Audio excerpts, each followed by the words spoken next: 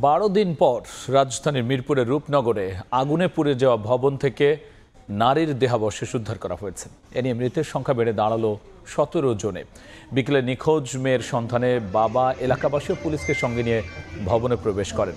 একটি কক্ষের টেবিলের নিচে দেহাবশেষ পাওয়া যায়। হাতের মেহেদি দেখে মরদেহ শনাক্ত করেন মার্জিয়া সুলতানার বাবা। দেহাবশেষটি ঢাকা মেডিকেল মর্গে পাঠানো হয়েছে। পুলিশ জানিয়েছে দেহাবশেষটির ডিএনএ পরীক্ষা শেষে স্বজনের কাছে হস্তান্তর করা হবে।